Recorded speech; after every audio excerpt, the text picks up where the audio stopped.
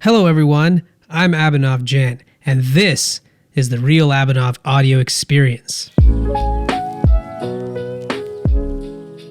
Welcome to the Real Abhinav Audio Experience. This is your host, Abhinav Jain, and I aspire to make this podcast go beyond the surface. In this podcast, I intend to bring you insights from the topmost performers, no matter what industry they're in. We talk about how they've done things differently to grow their minds and keep their physical and mental health in shape. My mission with this podcast is to help overwhelmed individuals learn ways to reduce their depression, anxiety, and live with peace and love. I just want to take a moment to thank our sponsors, Blossom Media Studio. Thank you so much for creating and distributing my podcast and taking away literally every single thing that's involved with podcasting so I can just spend the time to talk to my guests and create great episodes. All right, ladies and gentlemen, welcome back to another episode of the Real Abhinav Audio Experience. Today, again, I have a very special guest for you. I'm joined today with Rocky Singh Kandola, aka Vikram, joining us today from LA, where he lives, a young 34-year-old successful businessman living now in LA, but born in New York, has his own showroom now in good old Beverly Hills, selling this amazing hair from India. And what you may not know about this gentleman is he was also a felon in a previous life. What's more interesting and intriguing to me and why I brought him on the show is he's also a philosophy graduate. But his story gets so deep, you guys wouldn't believe that when he was in the high school period of life, when most of us are in our pre-teens and teens, early 20s, he ended up moving from facility to facility, 9 to be exact, things like boot camps across the world, places where they take kids to try to make them better. Most of those places don't exist today because Vikram was actually part of some of the abuse that goes on in these kinds of places. Crazy to hear, but we're hearing all kinds of insane things these days in our world. Most of his incidences in life revolved around getting in trouble with different people. He mentioned to me that he had half of his face and jaw replaced because of an attempted murder on his life. He's been shot at, he's been stabbed at, he's been kidnapped, he's been kicked in the face. He's had around 20 major surgeries in his adult life, and he's definitely seen some really, really dark parts of life. Vikram, I want to first off thank you for being here, and I want to just take a moment to really not put any lightness to what you've come through, but I really want to spend today not going into the details about how and what happened, and more about how you got to where you are today and what that really means. So since you are a philosophy graduate and understand that word, I'm very curious to start out with, what is your current philosophy in life? All the things that you've gone through, what do you think we're all here for? And more importantly, what do you think you're here for? So what's your philosophy in life? Definitely. So first of all, thank you for having me here today as well, my brother.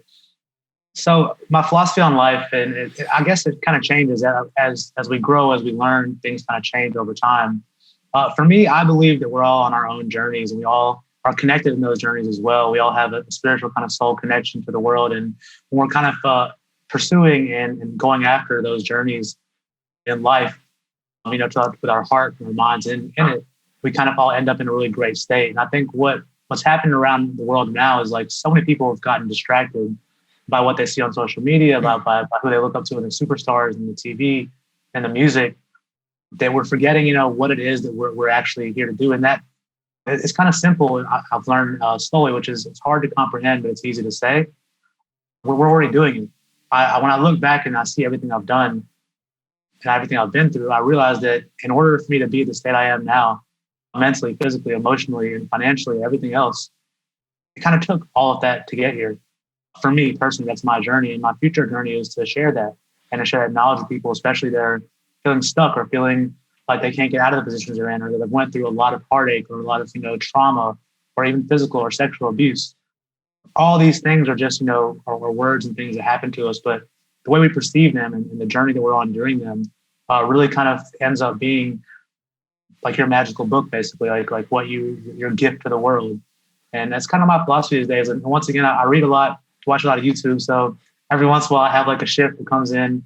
I recently just read a couple of Paulo Coelho books. The Alchemist and The Pilgrimage. And it's really cool just how it feels like I kind of reconfirmed myself. These books kind of came in front of me at this time. I was kind of dealing with a little bit of an issue in a personal relationship of mine. And it's just the way they came up to me and the way these books just found me almost, and the magic that was in them and the words that were in them, once again, kind of like made me realize, especially for Paulo Coelho, The Alchemist, he talks a lot about omens and signs and things. And I realized that when I'm unconscious about, what's going on around me, anything can happen. It can fly by. Who knows what's happening? I don't even feel like I'm in control of my life. When I get conscious of these things, these signs around me, even from everything to just having a little chill in your body when you hear something, receive something, and you really stop and say, what is this here for? What is it teaching me? What is the lesson behind it? And what does it mean? And you really consciously think about that. The power of that is just, it's universal. And that's like, I believe that is like the real connection to the soul, to the world, and to God. Beautifully articulated, to say the least. And you very much today, sitting in front of me in the present moment, sound like a man who's spent a lot of time reflecting on his past to get to where he is today. You said something very interesting to me. You said all these traumas, these past tragic events that have happened in your life are no longer in your reality, but they did happen at one point. And the reason I want to kind of dig into this is because a lot of times I think we overlook and we kind of glorify our past as if like this is the thing that I have to use like as a crutch for my entire being. It doesn't seem like that's the case with you to me. Yes, that's your truth. That's what you've experienced. But the person that I feel like I'm talking to now is not that anymore. Clearly, life has thrown so much at you through the physical nature that we exist in, with this body connected with this breath to our mind and the way we experience life through our senses. You're someone that I can see life has already given you in the short period that you've been around so much through the physical and the senses and then like the abuse that would come to the body, but somehow your spirit, it just feels like it's very strong still. And I'm wondering, what did it take to kind of keep that alive? Because most people would not have survived what you've survived. And they might not even get to this point of reflection where you've gotten to. So I know I'm asking a big question, but I think what I'm trying to really understand here is, how does a man go from getting, his face reshaped, his body completely screwed up by different events, all that trauma, and especially at a young age, I think drugs were involved and of course violence was involved. How does someone even like get through any of that and get to where you are? Like, someone that like you that's reflected on that, what would you want to talk about from that perspective? Yeah. So, huge question once again, but I've actually recently started looking into a book. I can't think of the name pronounced, but it deals with talking about your shadow side. It kind of talks a lot about how we all have within us, as they say, a Dr. Jekyll and a Mr. Hyde. And the reason those kind of stories touch so many people around the world, around such a big consciousness, is because there's such an innate, internal truth to it.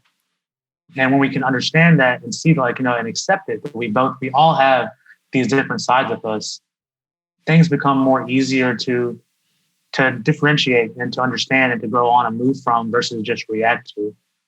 So, as you said, 10 years ago, 5 years ago, even these things that happened to me, a lot of them were based on, especially me, being a certain way and filtering things in the world a certain way and viewing things a certain way. As a young child, a lot of things happened to me that were totally out of my control. As an adult, I kind of kept that filter on me: the anger, the hate, the disrespect for authority, the feeling like I couldn't trust anybody, everyone's going to screw me over and hurt me. And I kept that filter on. And as long as I perceived things like that and saw it like that and believed that, it kept happening to me. Everything police-wise, prison-wise, violence after 20 years old, I really thought this was who I was. This was going to happen. I filtered like that. I would get in fights with people driving. I would have cops pull me over and get in fights with them. I would be in prison, getting in trouble, in jail, getting in trouble, back and forth every couple of weeks. I think everyone has a point in their life when they have some type of a shift, right? And we can have that kind of opportunity knock at our door to shift and change. If we're not open and ready to receive it, it's going to pass us by. And what life does, it'll bring it around again to you and see if you're ready. The I'm sure I lessons. had the lessons, Until exactly. you learn it, it'll keep coming back. Keep coming back. Exactly. My big one actually came after prison. After I got out, I got back. How long were you in prison, if I don't mind me asking? So I was, my sentence was crazy. I got sentenced to 10 years, split to serve 3. In Alabama, that means you serve the time on the front end. And then if you get in trouble, which I did, I filed my probation, did all kind of stuff. You get sent to prison again afterwards. So I did about 6 to 9 months in jail at different times. I did 11 months twice, 22 months in total on house arrest. And then I did inpatient rehab twice for 3 to 4 months until finally, after all that, I was still messing up and still smoking weed and sneaking off to Mexico. They finally sent me to prison, and I did about 2.5 years at one stretch in prison, about 27 months at one stretch in prison. That's including like the time I had to quarantine and get to jail and then to prison and finally get out. I've got a quick favor to ask of you. If you've been enjoying this podcast, I'd really appreciate if you could take 1 minute of your time and leave us a review on Apple Podcasts. It goes a long way, and I'd really appreciate it. If you've already done that, thank you again. Please share this episode with someone you know, a friend or family member. Download the episode or share the link, whatever works for you. Now let's get back to it. Fuck. Yeah, it was a long, when you're going through stuff like that, it's just you're looking up and you're like, man, this is never going to end. I'm going to be here forever. But looking back now, it was such a small piece of everything that happened. And honestly, if I didn't go to prison, I wouldn't have this business that I have right now. I would, because that's where I had the connections, the people I met, and the conversations that actually sparked the idea behind what I'm doing right now in my hair company. And we actually made the business sitting under a bunk bed with a stolen, stuck-in cell phone, with people watching for police for us, and us, down there just calling my friends, cousins, and sisters, and saying, hey, what's hot on the market? What are people buying? What do we need to buy? How do we make this work? And then from there was a 1-page business plan. But yeah, like I was saying, when I got out, I didn't really jump right into that. I got back in the same lifestyle. My first kind of moment came randomly. I was doing everything. I got my teeth had been knocked out. I finally got my teeth back. I was finally off probation, totally free, could do whatever I want to do. And I was doing the same things. I was in the same circles. I had my same crew. I had different girlfriends. I had, my dope at one spot, my money at one spot, my car at one spot. And I was living that crazy lifestyle. And all of a sudden, one day, my dad, who never got along with me, really nicely came to me just to ask me, like, hey, Rocky, you're not living at home really anymore. You don't really ask us for this and that anymore. If you want to leave and get out of the country for a while, I'll take care of it. And that was November 4th, 2013. And it was such a weird feeling. Like looking back on it, it's so wild. It was definitely an outside energy, definitely a higher power, definitely a spirit that came to me and was like, Rock, let's go. And at that point in time, finally, after I've been through everything, I was finally open to receiving it. And before I even knew what I was saying, I said yes. So that moment, November 4th, I left on my mom's birthday, 3 days later, the 7th. I said bye to everything, all the girls I was talking to, all the people I was selling dope with. I even came home and brought my dad like a pill bottle of like 100-some Oxycontins that I was like, using and selling and stuff, and just gave it to him and said, okay, let's go. I'm going to go try it. And I didn't change my life right then, but that was the beginning spark and factor. So in my mind, when I look back, I see a couple things right there. I see one, especially the ability and the openness to want something different or want something better. I was a dope boy, a party animal, a playboy, a fun kid. That was my identity, and that's what some people called me. And more importantly, that's who I really believed I was. And I really didn't think that there was anything else. And I wasn't depressed about it. I was like, cool, this is who I am. I'm going to keep being this, and I'm going to keep going forward. When this happened, when my dad asked me that, it was like, I think I was already starting to question myself, like, hey, Rocky, like, is there something else out there? Can I do something else? Like, is there a different lifestyle for me? And I had no idea yet. I didn't have a vision. I didn't have a dream behind it. I just had that one small glimmer of hope and faith that there might be something different I could possibly do. I had no plans. I graduated college with a philosophy degree.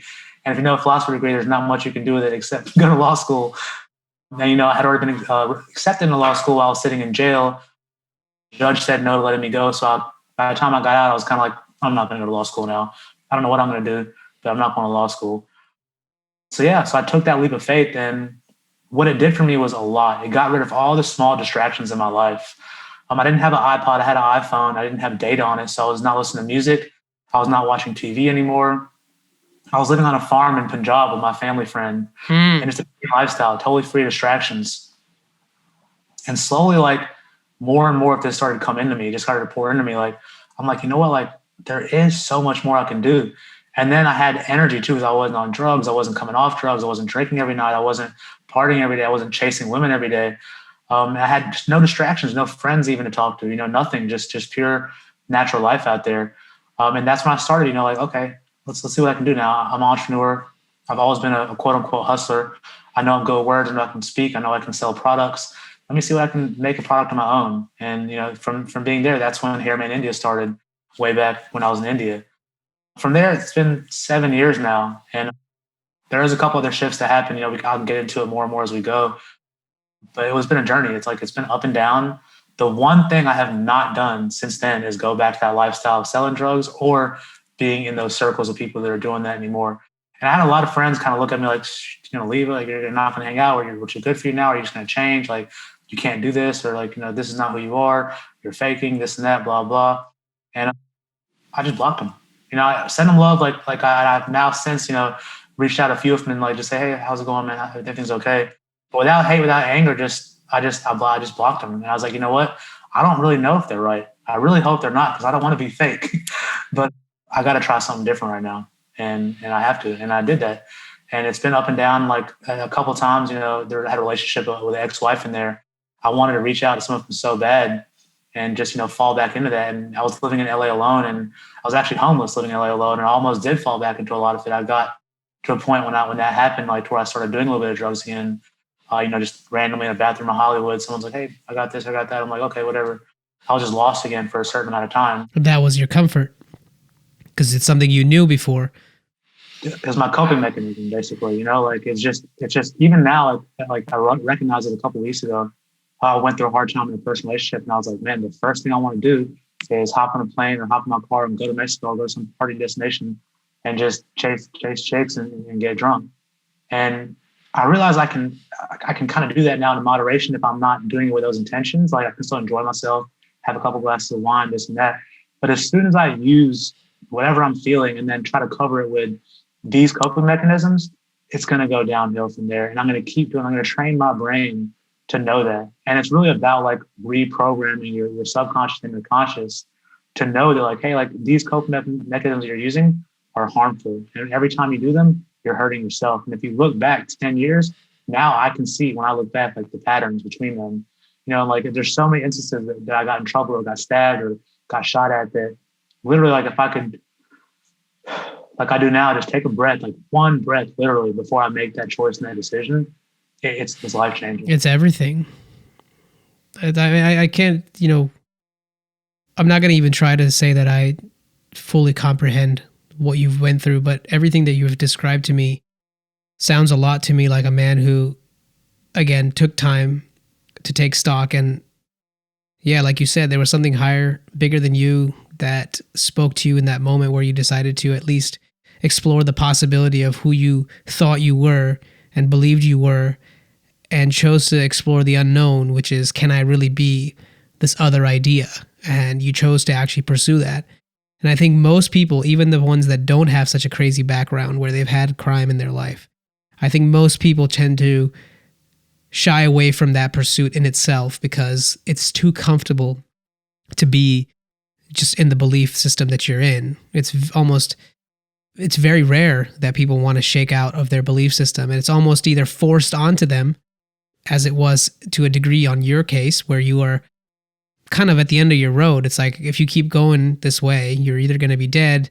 And I mean, clearly God, the universe, the creator really loves you a lot, that through all these things that you've gone through, you've made it, man. And you still have this big smile on your face. And it just like warms my heart to be in your presence now, because that's really like what love means. It's not about affection and sex. Those are like subsets of a much bigger wheel that runs this entire universe. It's exactly that. I mean, it's really hard to say it even in words, and I think you can probably relate to that. So I want to hear more around the lesson that, or lessons that you think you could share with us around, even though you were in such a dark place, what was a positive thing that you got out of being in such a chaotic world? Because not many people can talk from that experience, and many of them are dead. They couldn't. So when you were in that place, like, what was something positive that you think you could speak to? I kind of get chills thinking about it, because it's like there's a part of me that, like, I have a lot of brothers and sisters that we call each other survivors out there from the place that I went to as a kid. And a lot of them are not able to speak about it and are still very hurt about it. And, I have nightmares pretty much every night. I'm not just like, healing isn't just like it's not like this. Exactly. It's constant, right? So for me, like, there's still a lot that, like, subconsciously I'm working through. And that's why I think a lot of my nightmares and things like that come from. But I have came to a place now that I realize, like, like, regardless of how bad these places are, and they're bad. I mean, they're for-profit businesses that do this and that. And just to add some color, sorry, he's talking about these groups and rehab facilities, or so to speak, straighten you out facilities that he was going to with the intention of being better. Turned out that these places were actually worse. They were not there to help you. They were kind of like this mix of a pseudo military concept with like this crazy torture chamber concept of like how you would keep an inmate. I don't really think that that's a productive environment for anyone's development. So I just wanted to kind of add that detail in, but please continue. Yeah, exactly. And especially not as a child. I mean, and what's sad, I heard you say earlier that most of them are closed down. What's crazy is they're still in operation under different names to this day.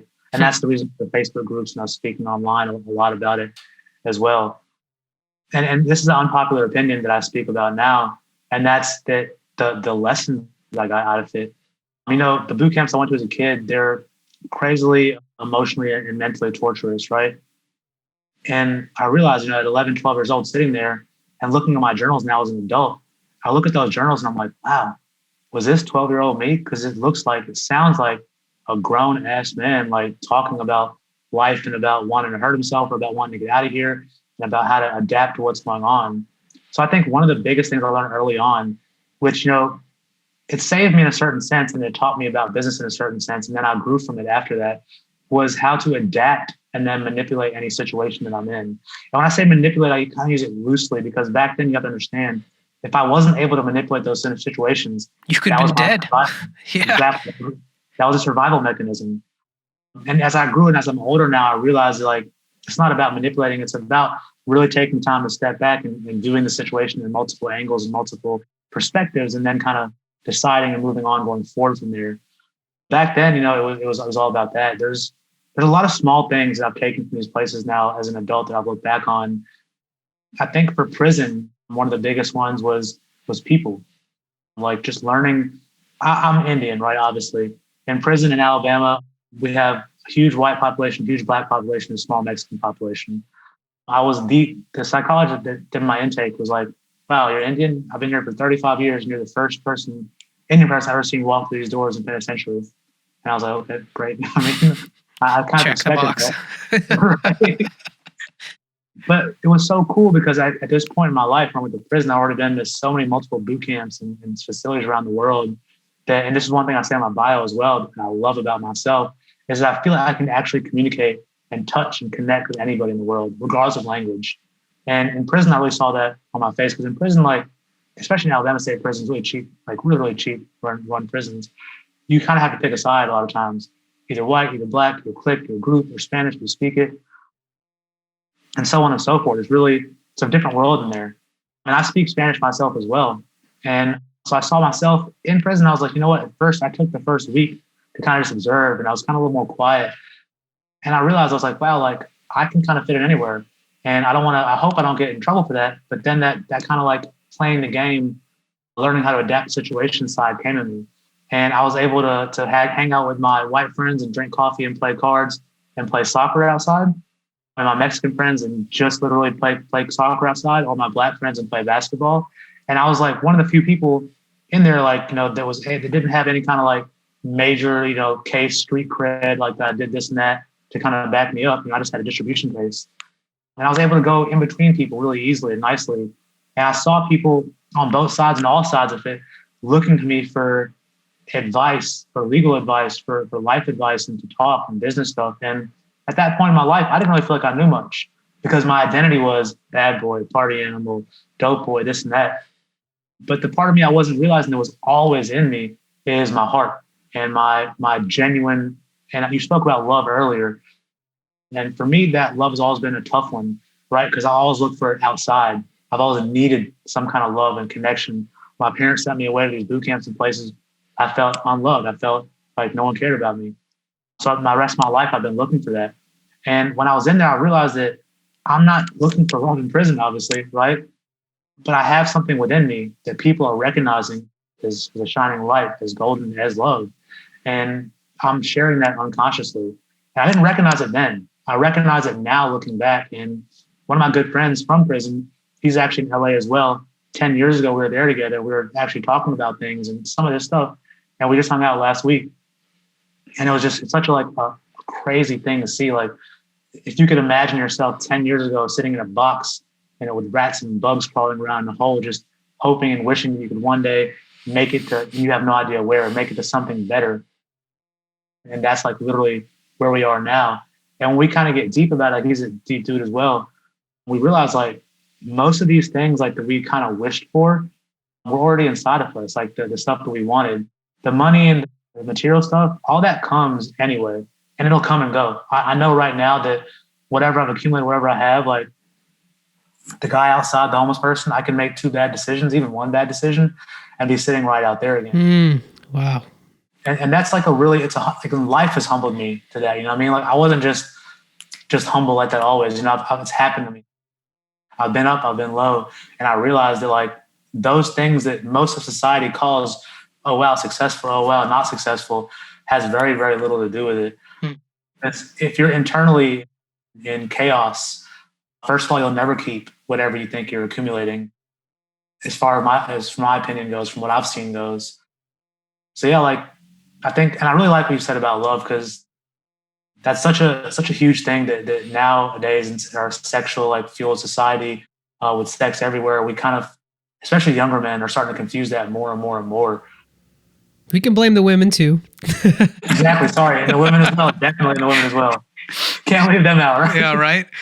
Now, but just to kind of chain on that, like one of the biggest realizations for me about love as a concept has really been that I've realized love is not something that happens externally within people. It's something that happens within you inside. Like when you fall in love or when you find something that you just have lots of love for. And I'm using a word to describe this internal process. It's like the best word we have.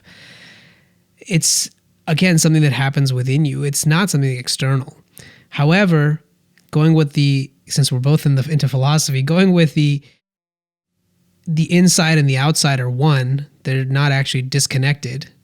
And what I mean by that is you and me sitting here talking, or when you speak to anyone and you realize that you also have this process of thinking that goes on in your mind, those are not 2 distinctly separate things. They're happening both in the same moment in time, which means that they're actually simultaneous operations. There's no disconnection.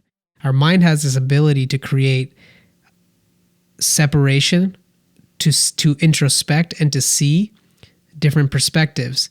It's actually the way we use to survive, because if we're not able to do that, we wouldn't be effectively able to move forward. So we're able to like kind of hypothetically play chess, right?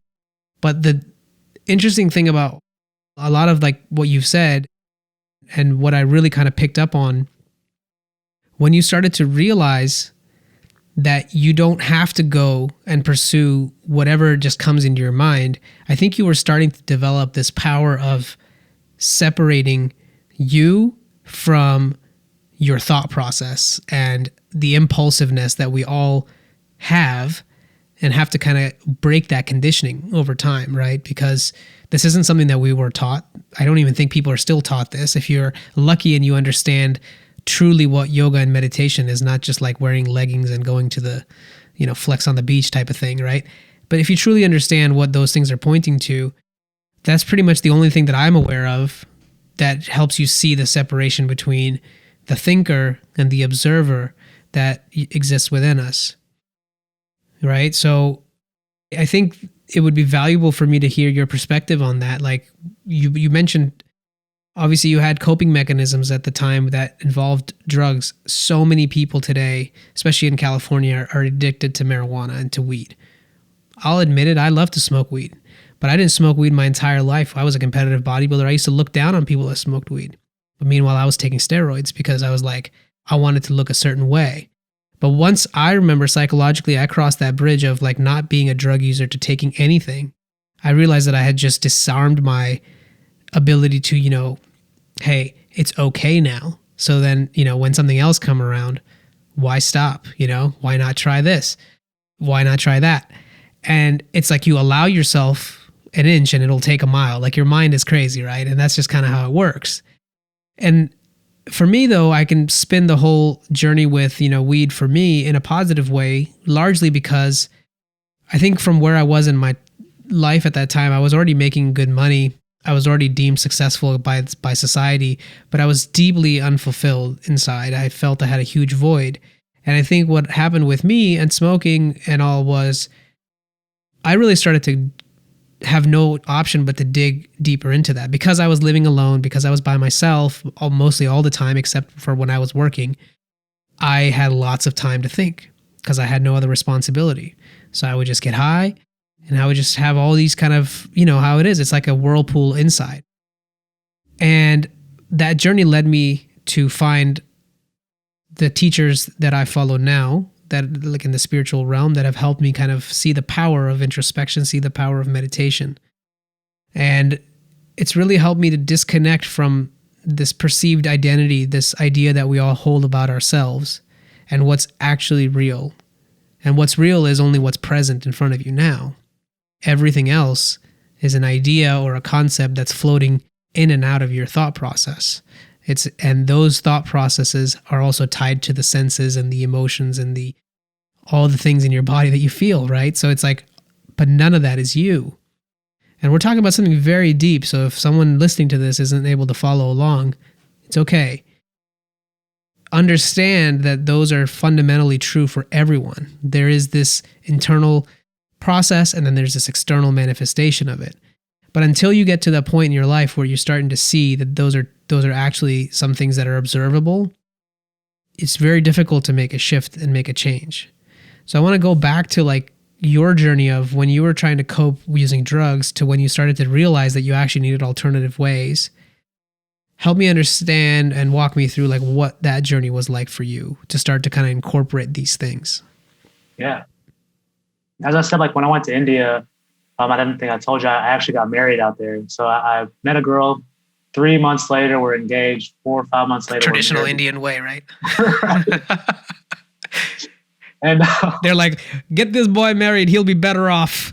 He's up to no good. Get him married. Get him a wife. Get him a kid, and then he'll be out of trouble. I mean, that's. I know they're looking back now, like, geez, why do we say? I mean, honestly, like me and her are friends now. We've been separated for 3.5 years almost, but we've came to a good place, and I'm so grateful for that relationship. It devastated me, at the end of it, and I'm sure she was very, very hurt as well. But I'm so grateful for it. I'm so blessed to have met her and gone through that with her and to grown with her. But the story goes like this. After India, we came back to New Jersey and we were trying to work. And, I got a job teaching tennis, trying to get this business off the ground, struggling and hustling, trying to make it. And we're doing well. And doing it the right way this time. Doing it the right way. Like I said, the big thing I decided was, and she told me too, is like, Rocky, if you want to go, because I was very angry then. She was like, Rocky, if you want to go hurt these people, don't marry me. I'll go with you and we'll go get them. If you want to go sell drugs, I won't marry you, but I'll be cool with you. And I was like, I don't want any of that in my life anymore. I love you. I want to be with you. I want to have a family, and that's what I want to do. So that's the road, the intention that we set out on. From there, like I still had plenty, and I have to admit, I had plenty of issues still. I just came out of this lifestyle totally different to this, so trust issues, insecurities. I was still here and there, like I was smoking a lot of weed still. I was still here and there, like you said earlier, if a little pill comes around, it's just a half one, a small one. I'm smoking weed. I'm like, might as well. Right. A little Percocet or something like that, or, half of this and that. And I was still using all that stuff. So if anything, that put a heavy strain on the relationship. And on top of that, I didn't have a career, a job, a bank account or anything yet. My father was helping us a bit. She didn't like that. I didn't like the feeling of that at 25 years old either, 27 years old either at this point. So our relationship was strained, and we made it, we made it all the way through, and eventually made it to California. By the time we got to Cali, we were living with her family out here for 2 weeks, and we had a major fight, and she left. Literally just packed up in the bag one day and was at the airport before I could even. I remember crying and running through TSA and telling TSA, like, no. This is like some movie shit, bro. This is like some true Bollywood shit right here. Stop the plane. Literally, I ran. Oh my God. I looked back at it. I was like, gee, how did I not get shot? Because I ran all the way to the gate, to like where the end of TSA is. And I was like, you got to stop. My wife is on there. She's not. I was like, go get her. Like, she has a bomb. Just joking. I didn't go that far. I'm just trying to make light of the situation. This is in no way something to joke about, but I'm just so thankful, dude, that you're in such a good place now that you're able to at least laugh at some of this stuff. But anyway, carry on with your story. Sorry. No worries. It actually does feel good to be able to smile and look back at it now. Because back then, going through it, being that kid running through the airport, I say kid because I feel like a child still at that point. Man, my heart was beating. I was sweating. I couldn't lie. I didn't have the ability to even walk to my car at that point. I just didn't know what to do. I want to take another quick moment to thank our sponsors, Podcast Backdrops. If you do any kind of video content or pictures online, or you're doing any sort of selling over Zoom calls, you really need to check them out because it will make you look professional from the get-go. Having your brand, your logo, and what you're all about behind you, hiding all your clutter, makes you look so much more professional when you put yourself out there on the internet. So check out Podcast Backdrops if you want to level up your game. But yeah, she left, and I was almost getting successful in business. I just got to LA, and I realized that my voice, the way I spoke, the fact that I'm Indian and selling an Indian product, people were really getting attached and like that. And I realized that, you know what, this might be kind of a break I was looking for a little bit, because tennis is out the door for me right now because I tore my ACL. I was teaching tennis. I made a piece of money on the side to kind of keep everything going. And I was out the door after I tore my ACL. So when she left, I was homeless. I couldn't go back to her parents' house. I had a minivan with all my hair inventory. And one guy that business guy that really ended up screwing me over pretty badly in LA with all kind of money stuff. Looking back, it was my fault. I was drunk the whole time, and it was like, please take advantage of me. And he did, he got at the right time kind of thing. But yeah, that's when I was starting to, for the first time, really get back into using drugs as a coping mechanism. I'm going through a separation. I'm living in my minivan. I'm living in hostels one night. I woke up on the outside of my van, on the ground, multiple nights. And it was crazy. I kind of documented all this. I made videos of myself that I didn't share anybody, talking to myself and just crying and talking to my ex-wife and saying things. And it's really hard to look back at, but now 3 years later, it's much easier to see. But yeah, eventually got to a point where I thought I would be able to get her back. And something I'm a felon with no job history, no bank account, and no good credit at this point. So nobody in LA would give me an apartment. So I couldn't get a place. And I was like, I know if I can get a place, then I'll get her back. So finally I got a place, and I got in there. And on May 5th, Cinco de Mayo, 2000, it must have been 2016, somewhere, or 17 maybe.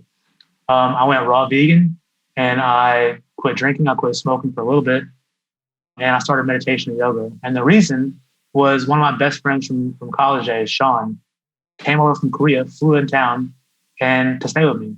And this dude he's actually one of my best friend, a mentor, a guiding light, everything. I'm blessed to have him in my life, and I don't have many friends at all in my life anymore. Sean came to me, and he didn't try to teach me anything. Literally, he didn't try to tell me anything or teach me anything. He just started living with me, next to me, cleanly, eating healthy, doing healthy things, introduced me to people in LA that weren't part of that other crowd that I knew from the business guy. Oh man, that's so helpful. And it changed me. It changed everything. And to this day, I even called him last week, and I was like, bro, I'm so grateful for you. It started back when my ex Hanukkah first left me. I was going through all that, and you came here and just kind of lived with me. And you didn't try to teach me or show me anything, because I would have probably rejected that. I was very stubborn still at that point. And he just kind of sat with me and showed me these things that, hey, Rocky, you think all you can do in LA is go to the strip club or go to the bar, or go to Hollywood Ave, or go do some coke in the bathroom, or go see this guy? Nah, let me show you what LA is about. Right. Show you the beautiful people, the culture, the meditation centers, the yoga centers, the groups of spiritual people that are out here just talking about these things on a daily basis. And I just dove into it. And man, like it was such a blessing. And even still, I had a lot of ups and downs since that point as well. But that has now been a guiding baseline for me. Now I know if I'm going through whatever and I can find it within myself to calm down, slow down, sit down, meditate, get a yoga class, go work out, read a book, by Paulo Coelho, Wayne Dyer, Ralph Smart, any of these people that are on this kind of level of consciousness and this kind of level of learning, even random YouTube videos, I can shift that and I can save myself from going back to those things. And last year on my birthday, February 14th, I quit smoking weed. And man, and it was during the pandemic. And can you imagine like a guy that smoked weed since he was 15 and loves smoking, and everyone knows me as a weed. People even still say my eyes look like you still look high, bro. I'm just like, no, I don't smoke weed at all. Oh man. But it was tough, at first. And I was crying, man. I was living alone at the same place my ex-wife and I had. And every day I was like hearing things in the hallway. I was thinking she was walking back in, like was coming to see me. I was literally pulling my hair out and just like screaming and at the same time praying. At the same time, like finding with me to walk outside for a walk and try to help myself and do a little bit of yoga. But stopping smoking weed at that point really made me face it. See, because everyone is different, right? For me, I was smoking weed not to get creative, not to help myself out. I was smoking because I was scared to face this shit. Well, yeah, it's like I always describe to people that ask me who don't smoke weed, like, what's it like? It's pretty much like taking shit in a toilet and then flushing it down, because whatever you had going on before, the moment you get real high, it just clears the canvas to a degree, and you can basically be in a very different state, right? And that could be a positive thing if that's something you want, but yeah, it can very much be a very bad negative thing because now you're repressing things. And you're building up this sort of giant mountain of shit that you haven't dealt with. So wanted to just add that context in there, but please carry on. And you said it beautifully with the shit and all. Seriously, that's exactly what it is. And I also try to tell my people, back home this because no one wants to hear it. I was one of the ones like, yo, shut up. It's weed. I'm chilling. I get creative on it. I can work on it better. I'm this and that. That's so many excuses for it. And I still love the way marijuana smells, looks, touches, feels. I love it. I just know now, and I'll tell you why in a second. I know now for a fact that it's not for me. So as people that, me, as we get addicted to things and wild personalities and stubborn people from day one lesson sometimes isn't enough.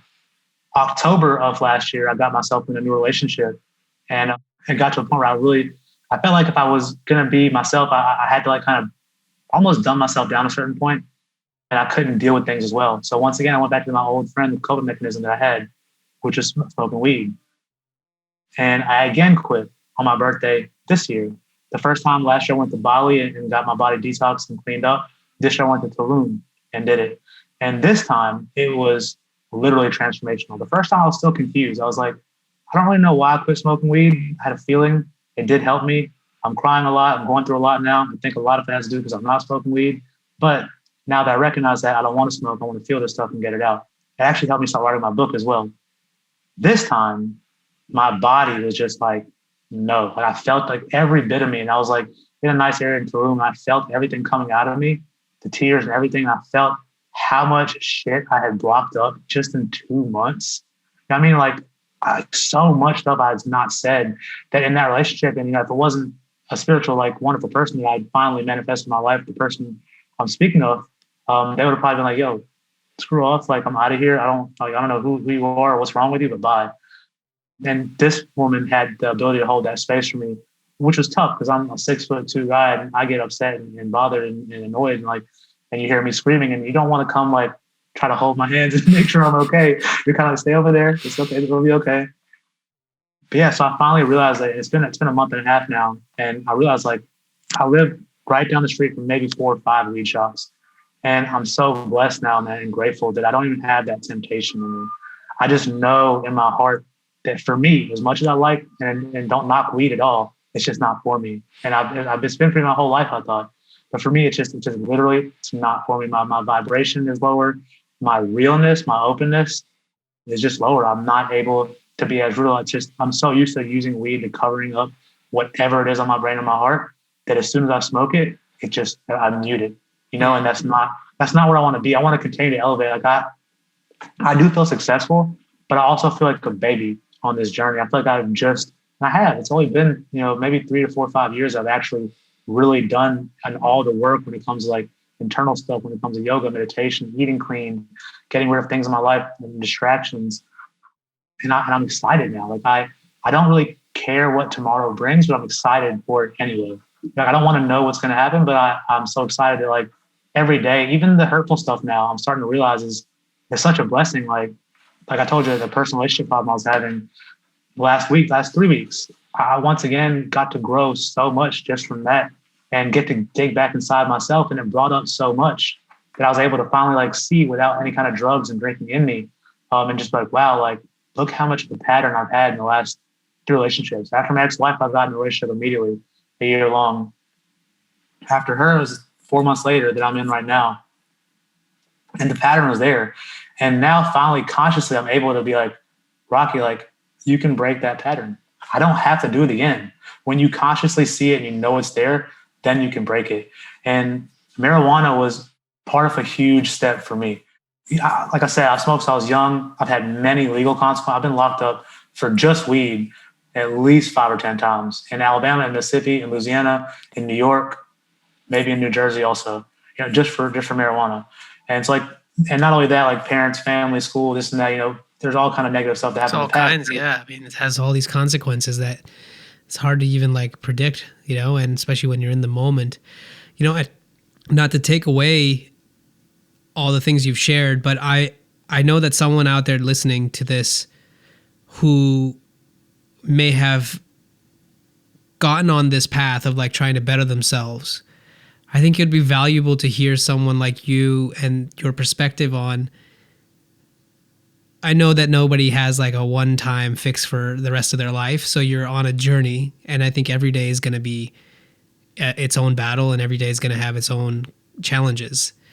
So for someone like you, who's definitely in a much better place now than you were a decade ago, less than a decade ago, and you've picked up the path of trying to be proactive and conscious about the things you do to better yourself and to at least give yourself that space to allow yourself to experience life as is without adding things. And what I'm really talking about is like meditation, obviously, right here, and like taking the time to sit down. And it's not easy. So I want to hear from you about like, how do you continue to deal with that part of it? Any relapses that may come about and your perspective on that. So I'd love to hear about this. Yeah. Meditation and yoga, like I said before, it has pretty much been life-saving for me. And it's not been easy. To this day, like I'm talking about today, I still can't sit on my carpet over there by myself and close my eyes and get to any kind of meditative state. Earlier today, right on the way here, actually on the way to this podcast to speak with you, I was with my healer, my therapist on Venice Beach, and we were sitting there. I told him as well, I was like, you know what, brother, like I don't close my eyes when I'm alone. And that's why I'm not able to sleep well. I don't have bad dreams and stuff. So I realized that like there's a thing in me, a fear in me of that. So what I suggest to anybody out there hearing this is it's going to be, you're shifting your entire body and mind and mindset and the way you think and perceive things in meditation and yoga. So don't expect, to go to one class or do one sitting and just be like, oh my, it's better. It's taken me this much time to get to a place where I can at least sit with someone else and feel safe and comfortable now. The biggest thing that helped me, which, there's more prevalent in America now, much more so in LA, is taking classes. And, people say, oh, I don't have $20 for this and that. Like, if you got $20 to go to McDonald's versus to go get yourself food for a week at a grocery store, then you definitely have $20 to put into your internal health, into your mind, into your heart and your soul. Right. So the Den meditation, peace yoga, hot eight yoga, Soho meditation, all these places around LA were literally lifesavers to me. And the level of energy and consciousness in there is so intense and huge. I would go in there and I would sit in my corner for a little bit and I would just have I wouldn't be sad, but I would just have tears in my eyes because I could feel the power of these people. And we wouldn't even have much conversation. They would just look at me, pass by and just smile. And that would be all I would need. I'm like, wow, where, I want to cultivate that. I want to be able to walk by someone and smile and just, and spread that love to them just like that. And I've actually started to be able to do that just the last week of my life when I walk to the gym. I noticed that if we slow down and look around at how beautiful and how wild it is that we're actually alive and walking and able to make it, with these buildings and these sidewalks, then you kind of develop that. I think they call it like agape, like that pure, all-consuming love for everything. You radiate that, and that's like when I saw that, when I got a taste of that in LA from the meditation centers, I wanted, I had to have it all. I was like, I gotta know this. I gotta feel this. This is what I need in my life. So kind of to answer your question, like there's a combination of stuff. Meditation, yoga was very tough for me. It's not an easy practice when you're looking for an outcome for it. And I was definitely looking for help. I was like, I need help. I don't know where to get help from, but Sean said try this, and he's doing it, so I'm going to do it also. And for the first 6 months, I don't know what came up in me when I was doing yoga, but we would do these poses, right? And every time they would do a pose where we'd look at the ground, or like no one could see me, I would just start crying, like bawl, like not being sad. There was not one like thing I thought about. Like I wasn't like missing my ex-wife. It wasn't like I was sad in my position I was in. I think it was the first time that I cared for my body and myself, that I really truly showed myself some love and some care. And my body just like, it was crying in tears. I was like, man, thank you, Rocky. Like, thank you for finally giving this to me. Like, we've been waiting for you. And if you just try, yoga, meditation, try to put yourself out there, give yourself a shot and a chance, I'm sure you'll have the same experience. People think, like you were saying, leggings and this and that and flashy. Like, no, it's not. That American culture has like changed the way of the face of it. It really is about the connection to your mind, your soul, your body, and the universe. And it took a long time for me to feel it, because I didn't know what it was when I was crying those days. When I was in yoga class and I was tearing, I didn't know what it was. Now, today, I do know what it is. I feel it. That's God. That's like I say God is like the thing that unites us all, the universal soul, basically, that kind of connects everybody. And we all have that within us, and we can all achieve it and grab it any single day. And meditation and yoga are not the only paths, but they're definitely two of the very, very strong paths to get there. I'm sure there's plenty of ways and plenty of other, people that have many ways to get there. For me personally, yoga, meditation, and then for me, clean eating also. I quit eating meat at the same time way back then. I still eat fish, but I eat a lot more healthier food and spend money to make sure like I'm eating, fresh caught stuff versus, farm raised, stuff that's cooked on good or made in good farms and good areas, high alkaline vegetables and things like that. I think it's worth mentioning that all these things that we're discussing, it's an ongoing activity. It's a daily practice. It's a daily discipline. It's not a one-time, problem, solved and now you're done. When you go take the journey inward, you realize that it's infinite and it's beyond just you and your current state. There's so much of your ancestry that's tied to you and all of that exists, as their manifest itself, that you don't have any control over. You and I didn't ask to be here in this life. That in itself is the starting point. Something wanted us to be here, and that's what gave us life. It wasn't merely just our parents having sex. It was more than that. It's much bigger than that. That was what love is, right? And coming back to that again, I think this is where a lot of times for meditation, people have a goal in mind, like I want to meditate and I want to get X. And it's entirely not that. It's actually sitting down without any goals and seeing what comes up and being okay with it. And I meditate every day. And as of late December, I'd really decided, just give you a quick synopsis of my background. I used to compete in bodybuilding. And so I was in very good shape physically. I looked like a fucking god. Like I was ripped. I was like a mini Arnold, but brown. And I was just like so on top of my shit, but I had this huge ego because it was an insecurity piece why I wanted to work out. It's because I got bullied. Yeah, I'm not 6'2" like you. I'm like 5'5.5" if I wear shoes with a little sole. So once I moved to this country, all the changes of being different really started to kind of build up this little bit of resentment that kind of transformed itself into my bodybuilding career. But I always had tremendous love at home, no matter how bad things got, and I could relate to like you talking about your father and all.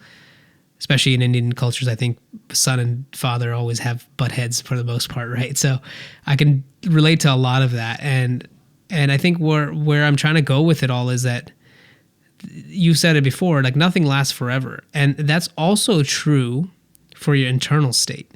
If you have a pressing emotion and a pressing thought, a pressing state that you're feeling of overwhelm, it's not permanent. That is also a passing state. Just like any material object in your life, it's going to come, it's going to go, it's going to get deteriorated, it'll break, whatever have you, right?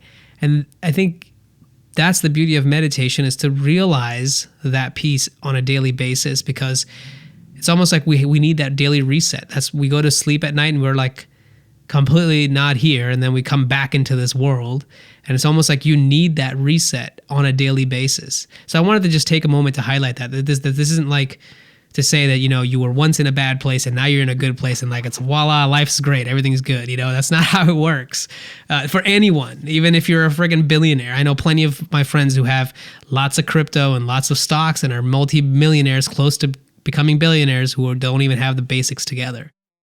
And I don't want to put them down either. I want to just kind of highlight the importance of the inner journey and how important that is. And it shouldn't be overlooked for accolades that are only perceptible by the society, like money and a car and a house and all. And I guess maybe a good question to ask you for this is, what does success really even mean to you now in your life? Of all the things that you've seen, you're not shy of seeing women and money and drugs and partying. And you've been successful in business, so what does success even mean to you now? So as much as I want to please my parents, as much as I want to be seen as, a helping member of society, success, I've finally found out, is literally just how I feel inside. If I'm happy with what I have, and if I'm able to keep the things I have with me and just flow with life, then I'm successful, man. Like there's nothing. There we go. That's it, man. That's it. For the people who didn't see that, if you're just listening to the audio, I just was pointing to my t-shirt that I'm wearing today, which says, "I eat and sleep well." And that to me is success. It's like, I could have all the money in the world, but if I'm not eating well, if I'm not sleeping well, I'm having nightmares, or I'm having like terrible situations the whole time, that's not being successful. So I'm 125% in agreement with you, bro. Like, that is what success is. It's about the inside. It's about how it is you're dealing with things on the inside. And I suppose that's the last... Go ahead.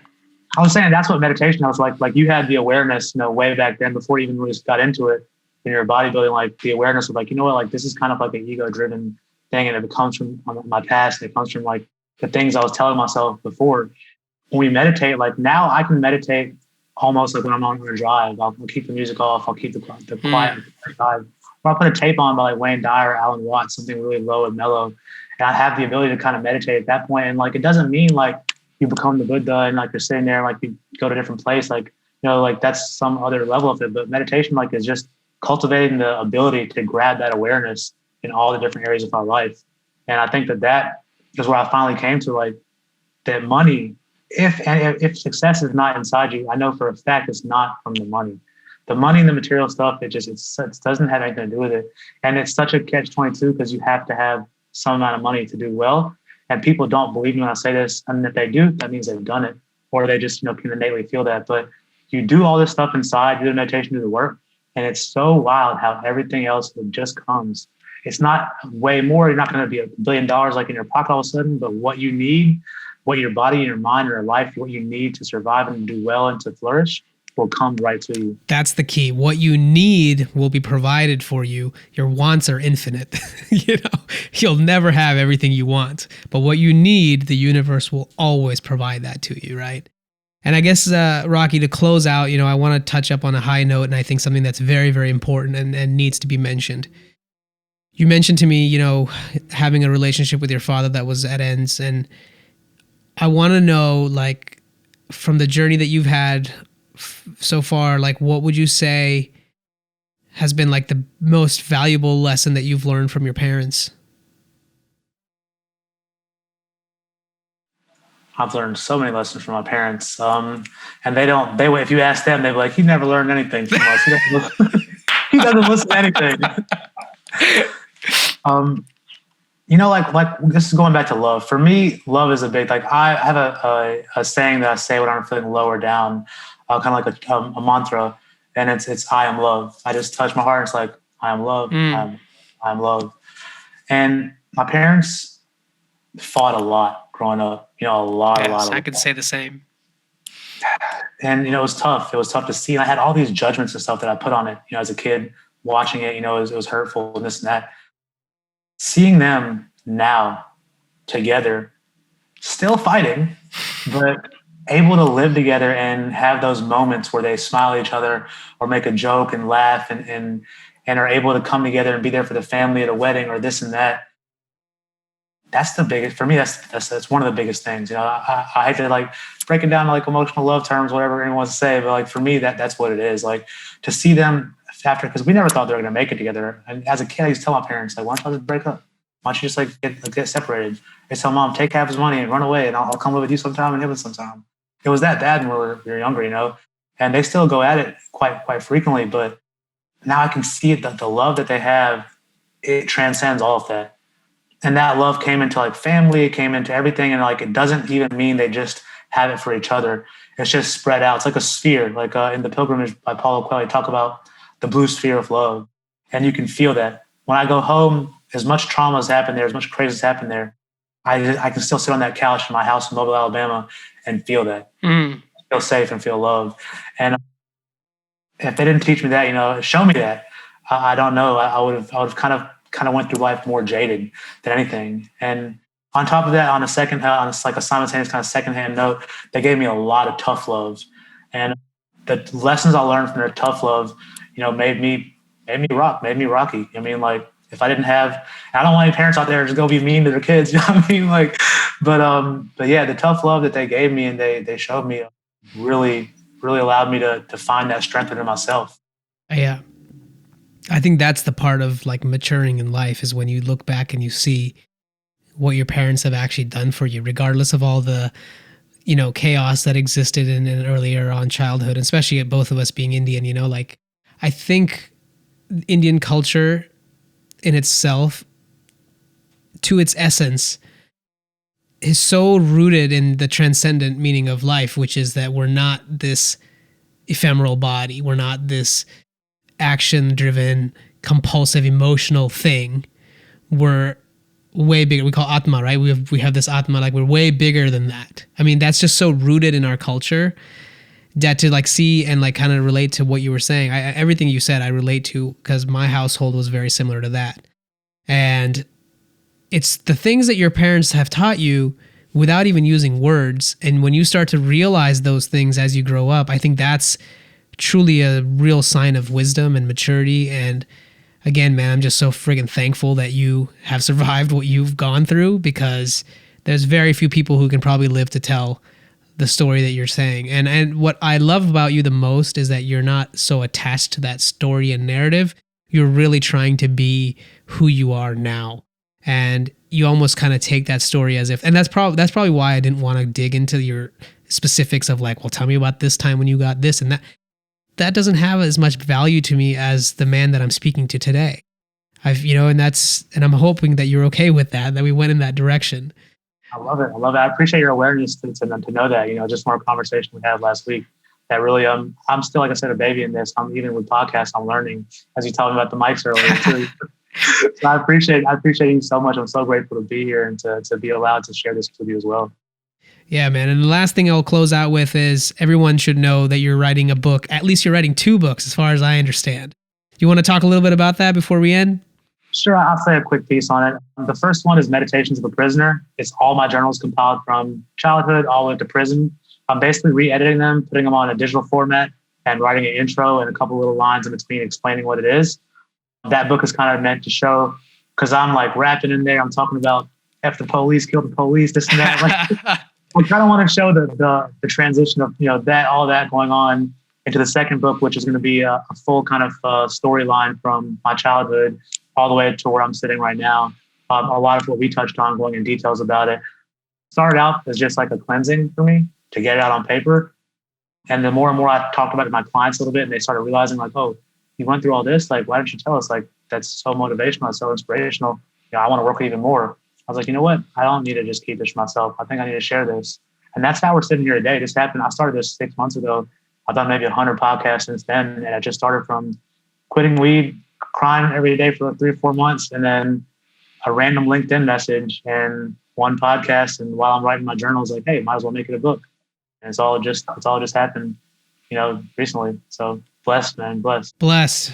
That's literally like the theme of the whole conversation here. There's a force much bigger than you and I can ever understand and comprehend that's watching us. And I don't want to say that in a cynical way, like it's somebody watching us, but it's more like it takes care of us, man. Like this whole planet, this whole ecosystem, this whole freaking universe. How is it even existing? It's a beyond fathomable. And for us, these two little beings to be able to talk to each other and share our story and our journey and inspire one another. And it's that is life. There's no other one. Like that is the life that we are living. So man, thank you again for being here. And please come back on the podcast anytime you want to.